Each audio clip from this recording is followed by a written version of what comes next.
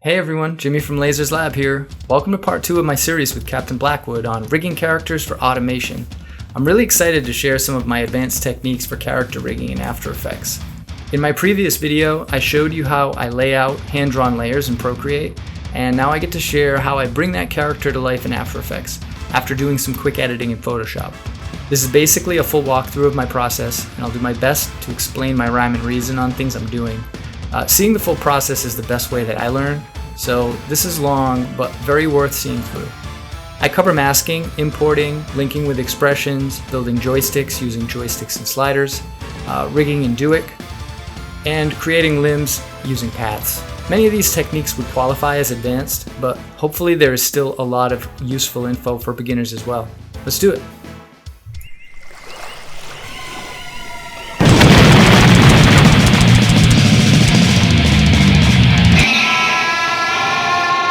Alright, so before bringing this file into After Effects, I have one more brief stop, and that is that I'm going to be organizing it in Photoshop, prepping the file for After Effects.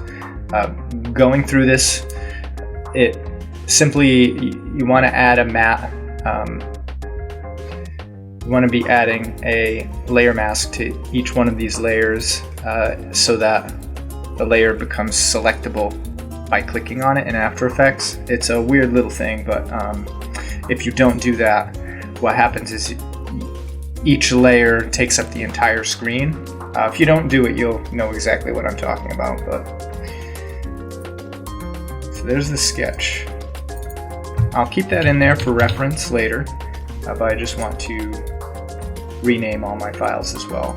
This here is actually color swatch for shadowing, which I'll be adding in After Effects as well.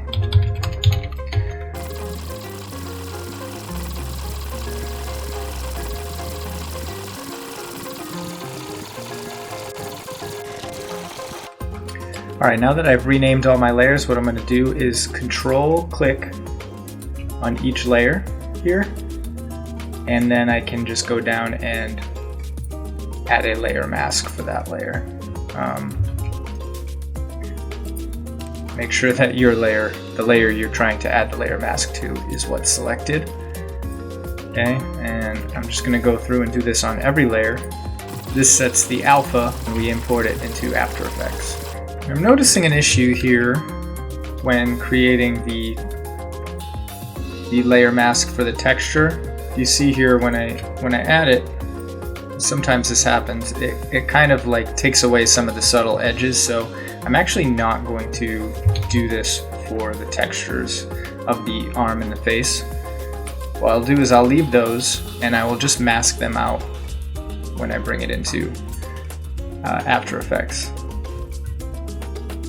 Or even better, I'll mask them out now. So I can box it, marquee, that's M hotkey, and then with that texture layer selected, I can just press the layer mask.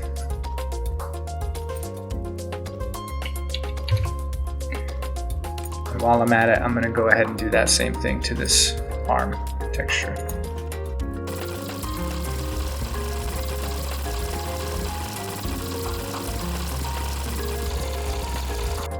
Alright, and now I'm going ahead and saving all my changes here.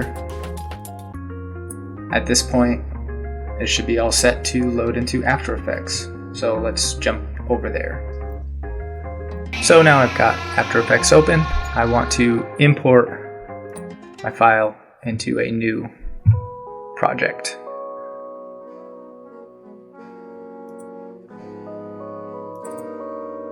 Select my Goon file here. And I want to just go down to import as composition, retain layer sizes. And the same goes here. This makes it so that the file has all its layers intact, and you can just double click on it. It's its own composition, which is pretty useful.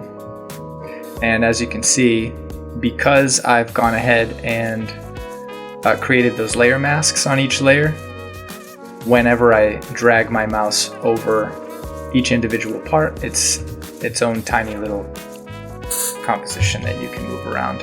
If I didn't do that, then every layer would be like the sketch layer here, where it takes up the entire composition. So you can see how it saves you a lot of frustration going and doing that ahead of time. So now that I've done that, the first thing that I want to do is actually, I think I want to go ahead and mask out the texture for this helmet. And I'll save this project as my goon rig. So I'm going to create a new shape layer to mask out my helmet. Let's call that helmet mask. I will go just beneath the helmet shape layer, which I'll lock right now so as to avoid clicking on it. And I want to mask out the shape here. I'd advise choosing a color, that will stand out for the time being.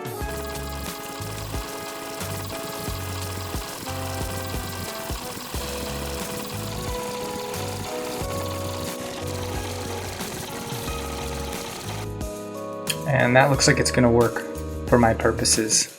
So with that helmet mask selected, I can go ahead and actually,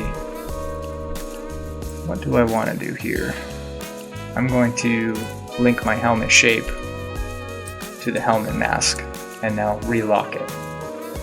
So now they'll both move together, which is what we want.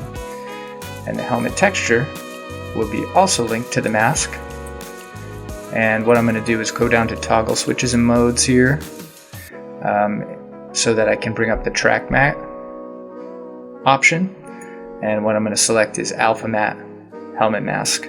And all that's going to do is take the shape of the layer above it, and it actually closes out that shape so you don't see it anymore. And what I've noticed after doing that is there's a little gap over here that I want to close up.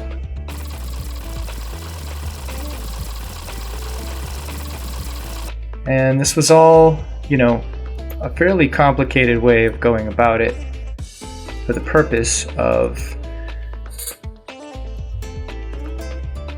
being able to do this. So that looks pretty good as is. I'm going to revisit this after, but for now, I'm all set with the helmet, so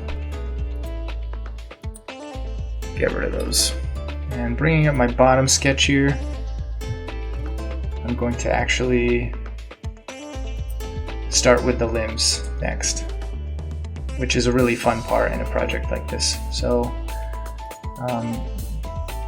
let's see, right behind the boot, I guess, above the bandage on the left leg, I'm going to go to layer, new shape layer, and I'll select no fill, and I'll select the base color of the leg here. And now what I want to do is just create a line with the pen tool, using the pen tool that fits the shape here of this leg.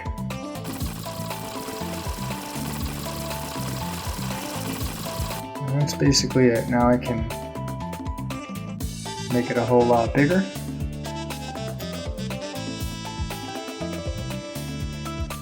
Close out my sketch and go up here to Window, Create Nulls from Paths down here at the bottom. And that's a native plugin for After Effects. It should be, if you have the current version, or as I have 2020, it should be in there. And what I want to select is I want to go to the shape, which I'll rename left leg, duplicate, rename right leg, because I'm going to do this all over again. Well, I'll X that one out for now. I go into the contents, selecting the path, and then I want to go to points, follow, nulls. And as you can see here, it just creates a null for each point that I can then use to move a limb, which is very handy. And now I will label each of these, so left ankle, left knee, left thigh. I'll parent them in reverse. This I don't even need to worry about now, so I'm going to lock the left layer, leg layer, and I'm just going to pick whip to each of these. So now they will basically rotate together. And I need to do that in order to do my next step, which is opening up Duic Basil 2, which is integral to this. You can use it as it is, but I'm going to actually add an IK to this to make it easier to control. And if you are not familiar with Duic Basil, it is a free rigging tool by Rainbox, and it is the single most powerful plugin that you can get to pay what you want, basically, and they do a great job with it. So I'm going to ignore the update, as that's what I always do.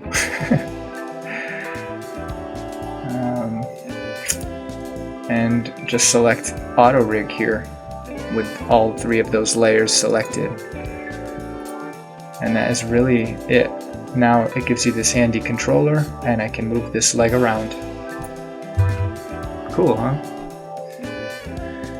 If I undo this leg, I'm going to open yet another free or pay what you want plugin here, and that is Butt Capper, because what I want to do here is change the knee to not be as pointy. Just slightly not as pointy. So Alt and then clicking this round styling will change the corners to be round. I'll actually do the same for the butts of the line as well. And while I'm at it, let me do that same thing for this one. So that's done. This seems to be moving really well. So now what I can do is duplicate the boot, layers, left toe, left boot strap, and I'm going to Control D, copy those, drag them down to underneath the left leg, and we'll just shy them away for now. But I'm going to create a parenting with these as well. So toe to boot, and also bootstrap to boot. And now that boot, I'm going to parent to the ankle bone here. Actually, I think I want to parent it to the knee. That might make more sense. So let's see how this moves if I do that.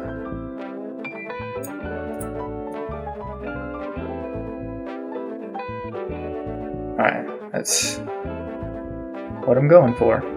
Great. One other thing that you may or may not want to do with your own rigs is the stretch feature on Duic is amazing. Essentially with a limb like this, it can stretch infinitely because it's just a connected line, which is very useful for doing rubber hose style stretching effects. But here I do not want it to stretch because I will be adding some raster textures over it. So I'm just going to uncheck the auto stretch. And so you'll see now it'll be limited in movement to the length of the line. Simple enough. It's a good point to save. Take a sip.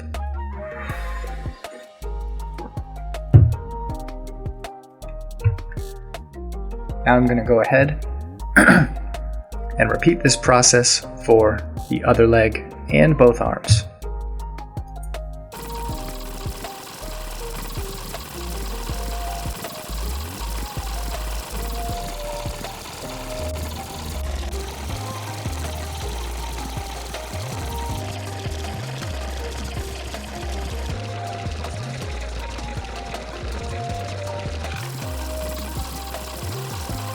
Alright, before I jump onto the arms, what I'm going to do next is a really fun part. And that is I'm going to take these bandages here and the knife and attach them to the legs. So I'm going to start by lifting the left leg bandage over the left leg. I'm going to select the left leg, duplicate it, and put that layer over the bandage. And that should move with the layer underneath, so it's not a problem. And now with that bandage selected, toggle switches and modes, alpha matte the layer above. So you can see now that moves along there. And last order of business is I want to attach this bandage to the left knee so it moves with the leg. Super handy. And in order to really do this another way, it would take a few extra layers and you have to line everything up appropriately. So this way works really well. It's super easy and you can do it with any kind of texture. And it really helps to make the whole character look as though it's hand drawn, but still you still get the versatility of having vector limbs, which is cool. I'm going to change the background color here. This is throwing me off a little bit. Let's go with a dark blue. Okay. That looks good. Alright, I'm going to do the same thing now with this knife. W hotkey to rotate. I'm going to line it up with the shin here. And then I'm going to attach it to the right knee. The strap. W hotkey to rotate. And I'm going to drag that over to where it would kind of wrap around the leg a little bit. Let's say right about there. Can attach that strap to the knife and it'll achieve the same thing. So drag it above the right leg, duplicate the right leg and drag it over there, over the top, and alpha matte. And now we got a leg strap.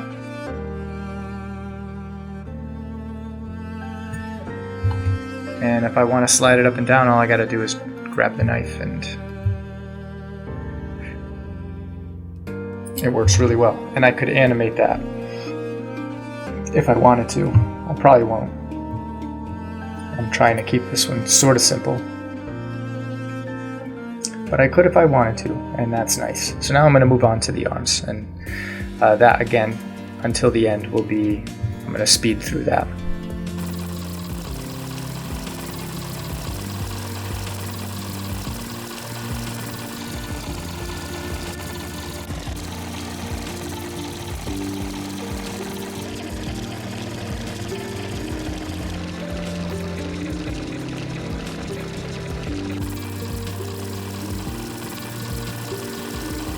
So this has worked pretty well here for the arm, I would say. And now another fun part here, which is going to be attaching some of these little extra parts that I have here. So I'm going to drag them up to the appropriate area, the arm texture and the arm crease. Bring them right above the left arm. I want to make sure I line up this crease exactly where it needs to go.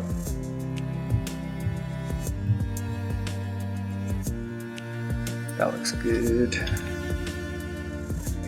just a little bit. So it's on the edge there. I'm going to duplicate this because I want to also use it on the right arm. But I'm going to attach that left arm crease to the elbow. Same with the shoulder pad up here. And now they should move in unison. That's not what I was going for there. So attach that to the shoulder blade. Makes a lot more sense. Okay, now we're talking. And this little effect created by that crease that we drew on there, that is clutch, man. It is really, I've tried for years to figure out the best way to manage that overlap, and it's so easy, you know. If you're going to be turning the arm in the opposite way, all you got to do is shut it off. Easy to control. Seems like so obvious. I don't know why I didn't think of it so long ago, but that's your little trick for today. And one of the things that I want to do also here is I want to add that texture over.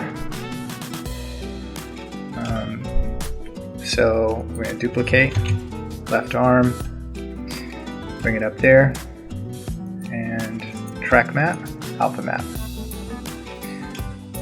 Connect that texture to the elbow.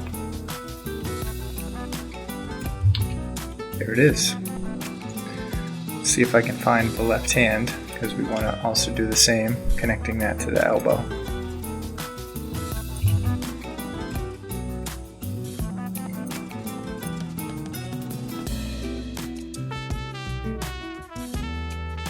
And that moves incredible.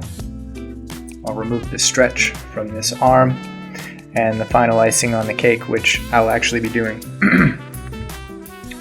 with the other side as well, is I'm going to select the bottom arm, not the one I'm using as a mask, but the bottom one, and I want to right click, go to layer styles, and add a stroke. And you can alter that in the stroke panel here, but essentially I just want a black stroke that's gonna be roughly the same thickness as the one I've used otherwise. So see, about 2 pixels.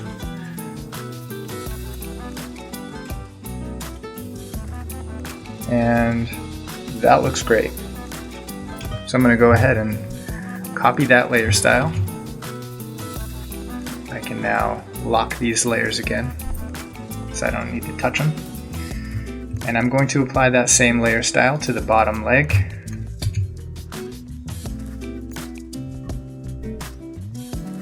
And this other bottom leg. And it really does give a look of kind of hand-drawn, which is awesome. That's exactly what we want. And now I'm going to create this other arm, which I will do. I'll speed through that as well.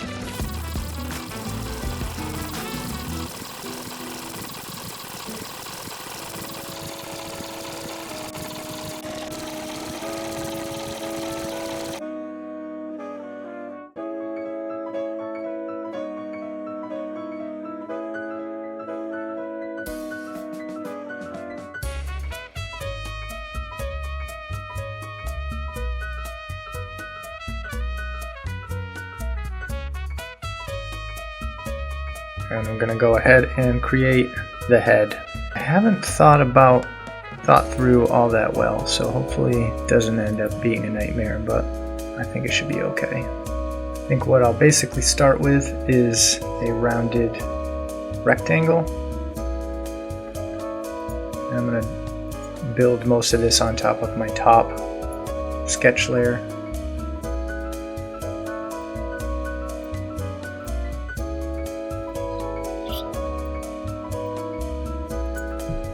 Two pixels seemed to work pretty well previously for the size of the lines. See if it works well here.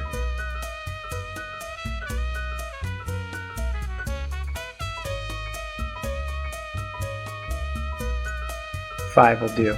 Okay. And as far as rounded rectangles go, you can go into the rectangle path and adjust the roundness. So I'm going to do that to make it as round as my sketch is here. Then you can select the fill color.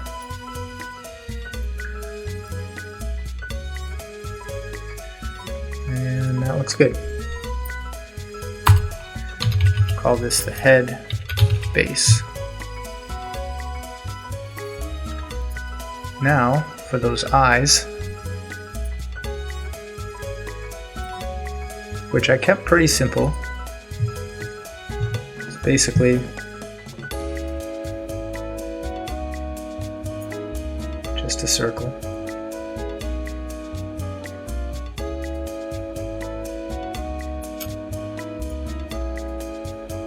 For the fill,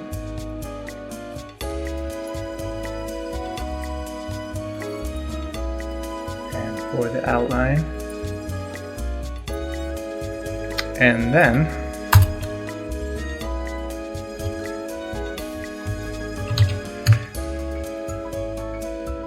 I will add a stroke layer on the outside. Match the color here. Control double click on the anchor point tool, and so that looks good. Control D to copy paste, and I'm just going to give myself a doubled up eye.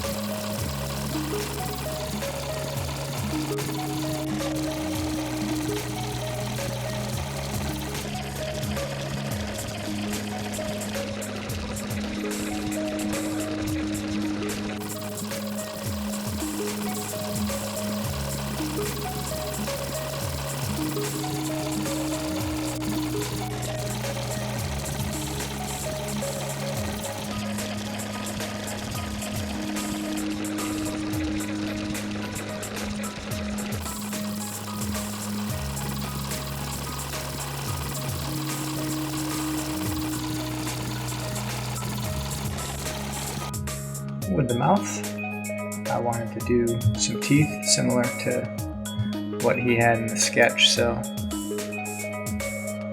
to do that, I'm just gonna make some triangles.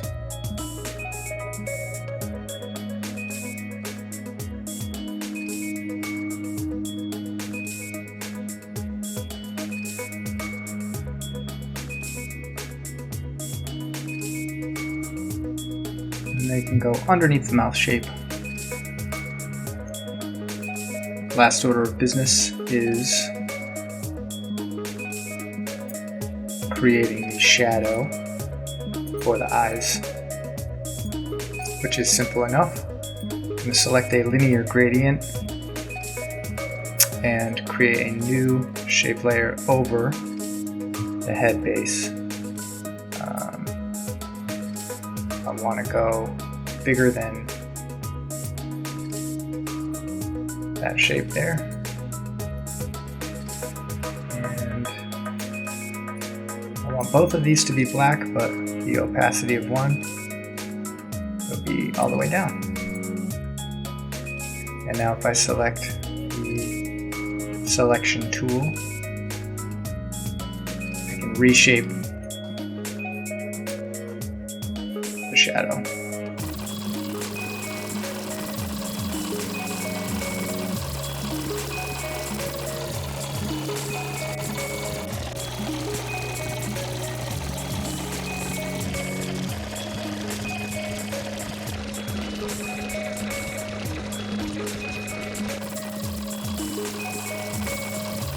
Now I'm duplicating the head base. I'm going to attach it to the bottom head base, and then I will create a track matte from that for the shadowing.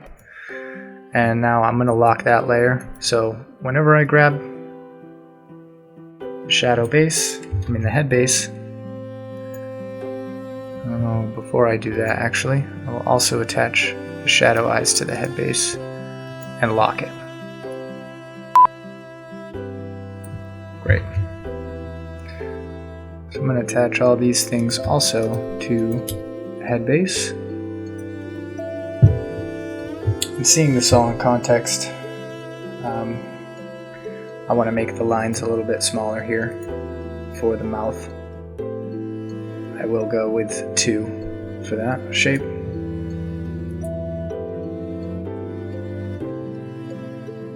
Because really it just looks a little weird compared to everything else, so that's cool. Now, create a very simple joystick. I don't think I need any of these open anymore. If I do, I can open them again, but now what I'm going to use is my favorite joysticks and sliders. My other favorite, Duick and joysticks and sliders. I can't do without them. Yeah, so in order to work this, and this is not going to be a comprehensive tutorial on it, but you're creating extremes for a pose, 5 of them to be exact, and using this add-on you can create a joystick that tweens in between those 5 extremes in order to create a easier way to manipulate paths and overall shapes. So I'm selecting the path, and I will also be using the positions of the teeth in this. So we start with the base extreme, or your relaxed position basically we'll call it. And so I'll create a keyframe for each of those. Zooming in all the way, you basically go and create your extremes based on the layout of the joystick, which is right, left, up, down. So you create your right extreme, your left extreme, your up extreme, and your down extreme in order, 1 frame apart. This will make sense as I go, hopefully. It's a lot to handle. So my right extreme, I think, I'll just move this out a little bit, that's all.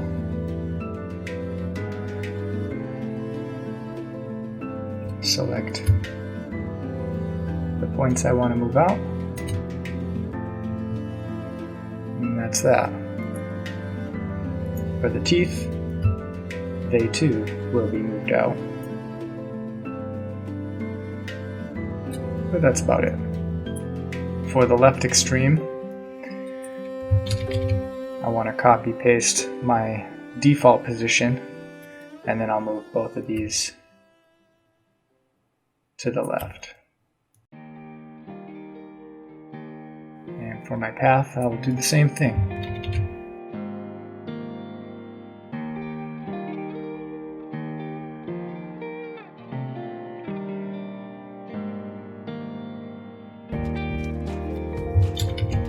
Now for the up and down extremes.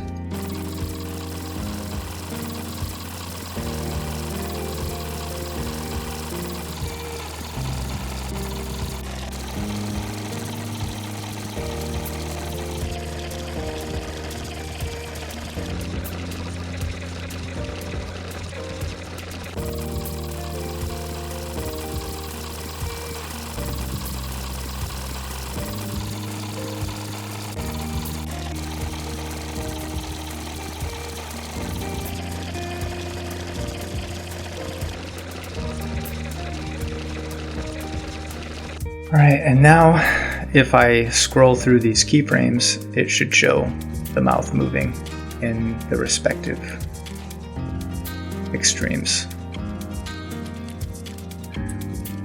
Okay, and that looks good. So I'm going to just select all these keyframes and go to this little joystick button here, create new joystick, and this is going to be called the mouth controller. Okay. Creates this little gizmo over here. I typically like to leave this off screen.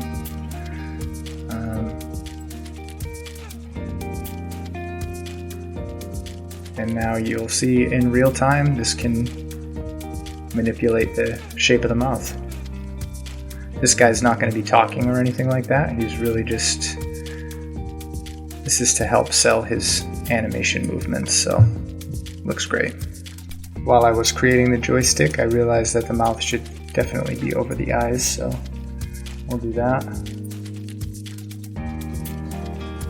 And if you have issue with lagging, you can always just lower the resolution. That'll move a lot easier with things.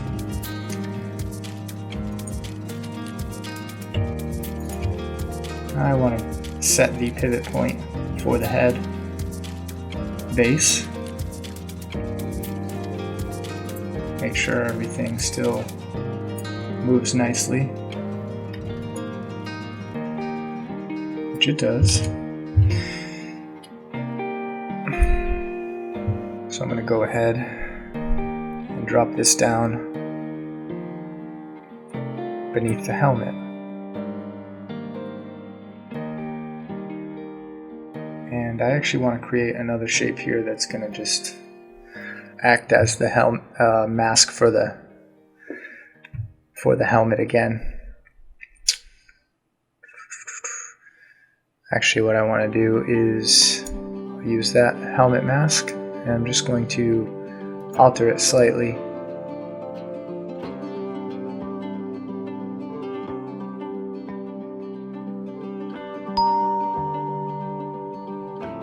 The section where the helmet overlaps the head.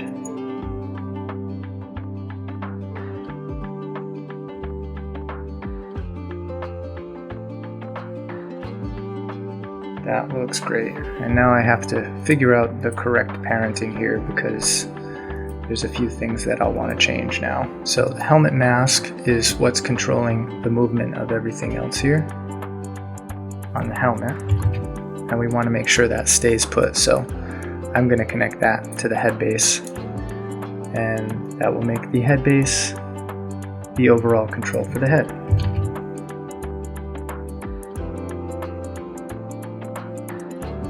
Once that happens, I don't necessarily need to be able to grab any of these other things.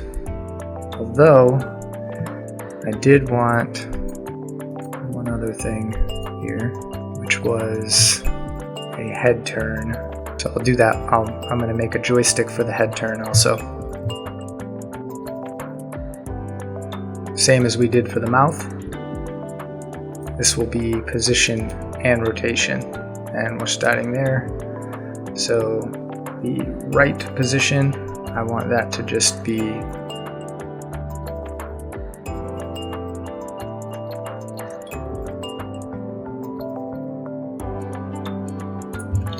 reset, and this time the position will be backwards a little bit. Reset.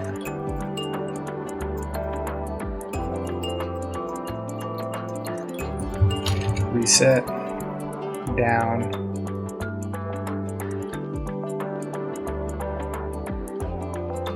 I'm going to do something similar for the eyes here.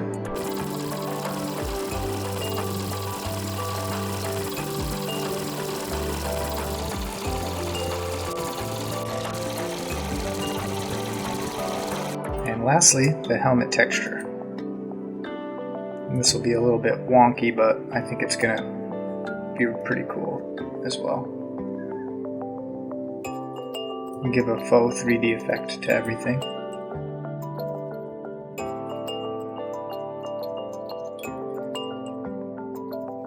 Alright, so with these layers selected, head, base, eyes, and the helmet texture, I'm going to create a new controller here, and that's going to be the head controller.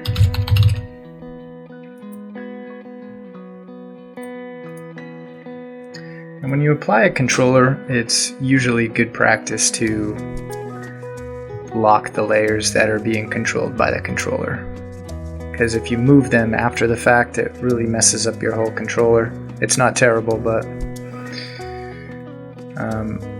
I would advise it. I'm not going to lock my head base because I will end up connecting that to the torso after, but let's test this.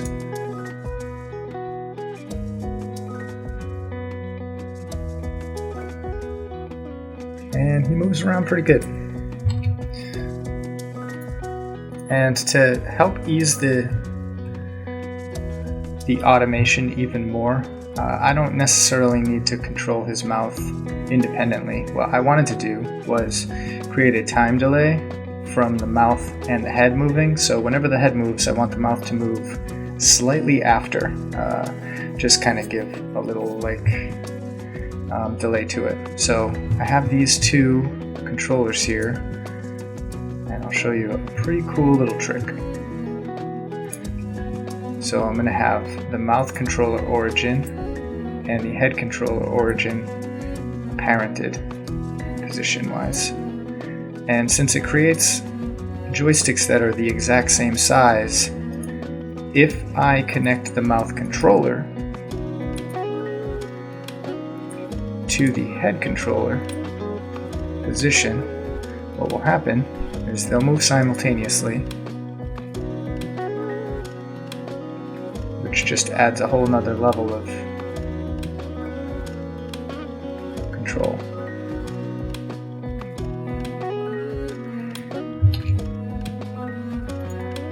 Good save point. And the icing on the cake there, once I have parented the position, what I can do is press on this arrow to drop it down, open the expression panel, and create a time delay. So what I'm going to do is after the transform position, I'm going to type in the expression value at time,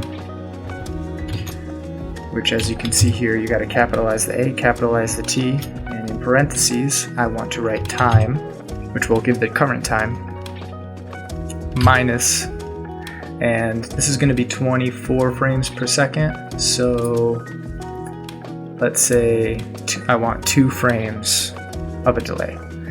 So I'm going to write 2 divided by 24. And now a single keyframe from one position to the next. Actually, we'll just do drop like that. Should create sort of 2 simultaneous movements.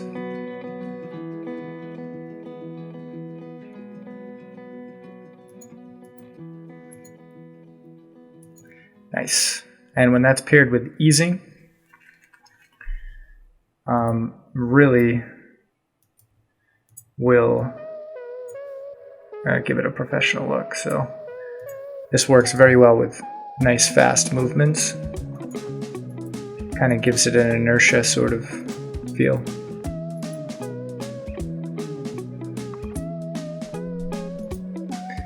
And this works even if you end up automating the movements here, it'll still have that delay effect, which is awesome.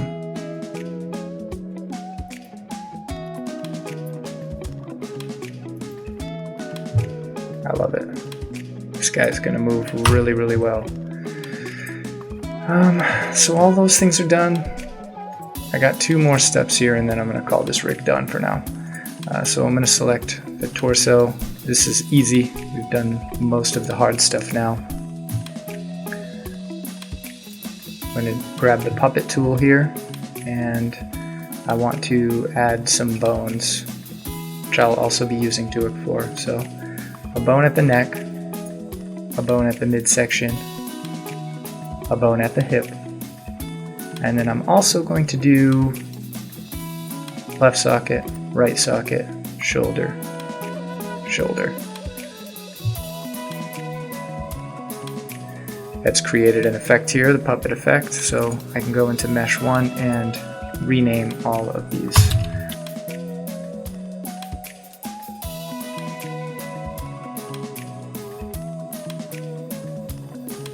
Now that I've renamed everything, I'm going to select them all.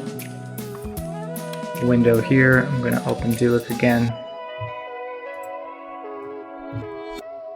Select all of the puppet pins here, go into Duick and add bones. And you got these little pin controls here that pop up.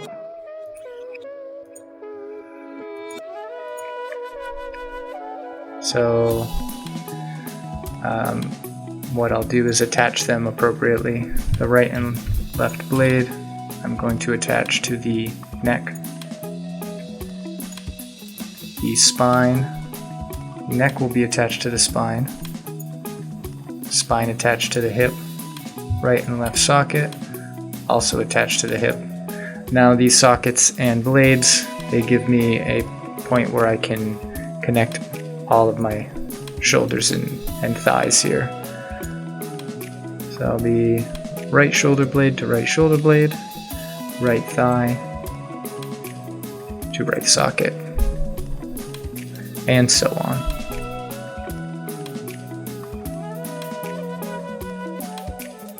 And at this point, everything should mostly move with the hip.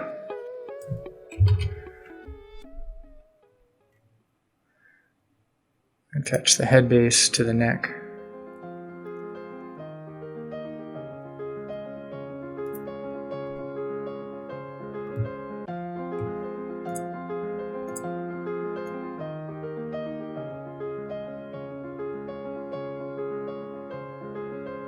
Yeah.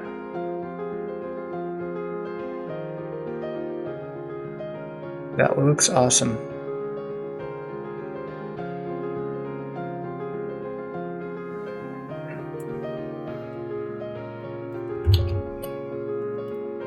So I love the look of all of this.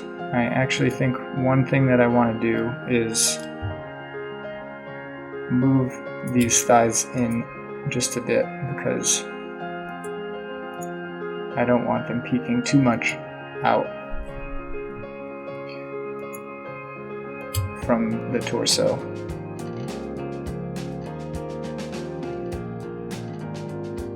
And we'll see, there might be some adjustments that need to get made as I go, but for the most part, that moves really well for a fairly simple rig.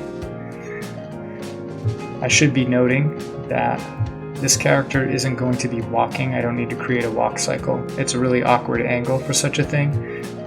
What he'll be doing is some random dancing and mischievous stuff, so that's all I need to worry about. I'm actually going to also create 2 nulls. I keep saying I'm going to be done, and then I got all this extra stuff I want to do. I'm going to create 2 nulls for the torso control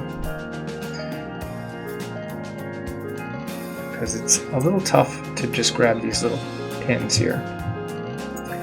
So this will be the hip control, and we'll do one Control D, duplicate, shoulder control.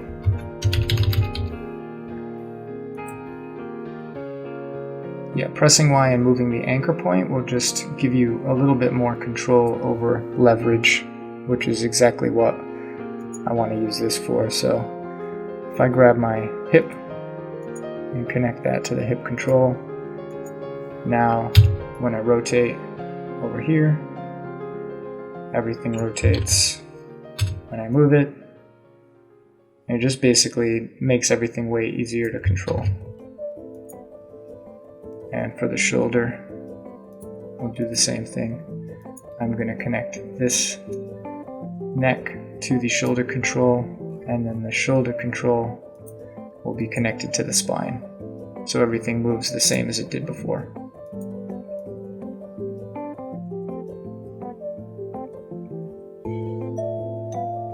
Yeah, nice full range of motion.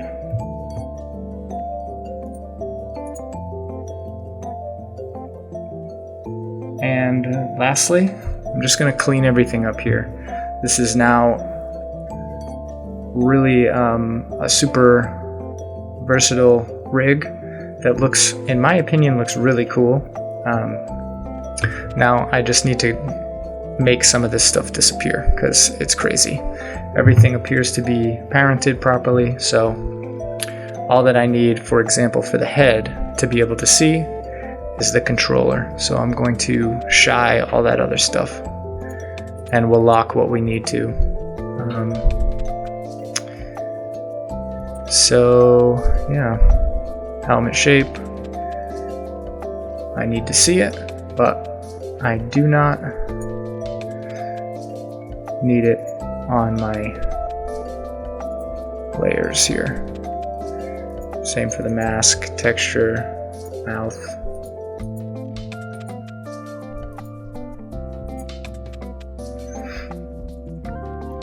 Oh, this reminds me, I forgot to put that up here on the mouth. Dang! I gotta add that texture in there. I'm gonna duplicate the mouth.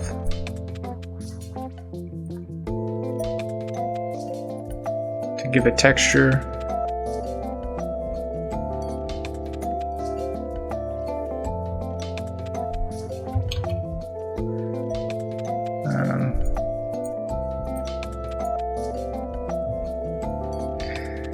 Here, and then I'll just attach that texture to the head.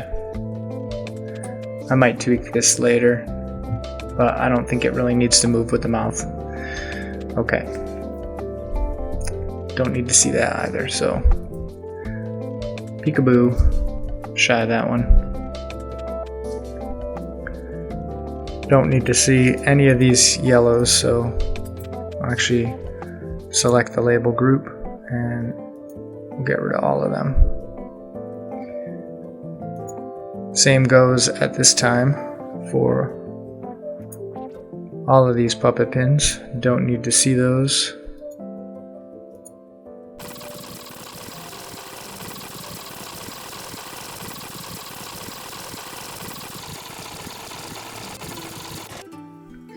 Now that I've selected what I want to view, press the shy here. And it's really kept things pretty simple. So now to further make this easier to understand, I'm going to label all my necessary controllers appropriately.